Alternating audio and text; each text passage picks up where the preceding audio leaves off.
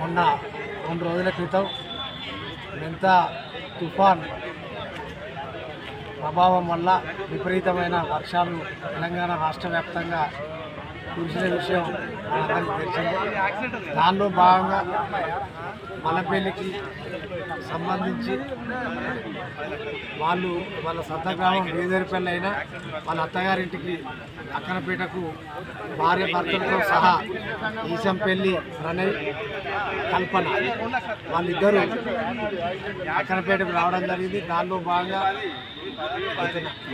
మోత్కూర్పల్లి వంతెన వద్ద కల్వర్టు వద్ద విపరీతమైన వరద వస్తున్న క్రమంలో అంచనా వేయకపోవడం వల్ల బైకు అదుపు తప్పి ఇద్దరు అట్టి వాగులో కొట్టుకుపోయి చనిపోయిన పరిస్థితి కనబడుతుంది.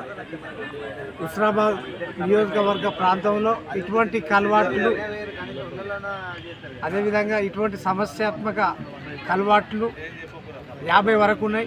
ఇటు విషయంలో మేము మంత్రి గారిని కూడా గతంలో ఎల్లమ్మ చెరువు మీద కూడా ఎల్లమ్మ మత్తడి వద్ద కూడా మా బీఎస్పీ పార్టీ పక్షాన మత్తడి బ్రిడ్జి కట్టాలని కూడా మేము విజ్ఞప్తి చేయడం జరిగింది. నిన్న మొన్నటి నుంచి మాలపల్లెకి కూడా అటువైపు మాలపల్లె కావచ్చు, గౌరెల్లి కావచ్చు, అటువైపు రాకపోకలు మొత్తం బంద్ అయినాయి. అదేవిధంగా హుస్నాబాద్ నియోజకవర్గ ప్రాంతంలో ఈ చిన్న కలవాట్లు చేయబట్టి ఎప్పుడో కట్టిన కలవాట్లు చేయబట్టి ఇవాళ లాస్ట్కు మనుషులే చనిపోయే పరిస్థితి ఇవాళ నెలకొన్నది. ఇవాళ మల్లంపల్లికి సంబంధించిన రామకృష్ణ అనే వ్యక్తి చనిపోయాడు. అదేవిధంగా బేదరిపల్లికి సంబంధించి కూడా 2 వ్యక్తులు చనిపోయారు. అంటే ఈ సంఘటన దృష్టి పెట్టుకొని మంత్రి గారు వెంటనే ఈ కల్వర్ట్ల దగ్గర ఈ సమస్యాత్మక ప్రాంతంలో హై లెవెల్ బ్రిడ్జిలు నిర్మించవలసిన అవసరం ఉన్నదని మా బీఎస్పీ పార్టీ పక్షాన ఇవాళ మంత్రి గారిని కోరడం జరుగుతుంది. గత 1983-84 ప్రాంతంలో ఎల్లమ్మ చెరువు తెగినప్పుడు కూడా మనుషులు చనిపోయిన పరిస్థితి లేదు.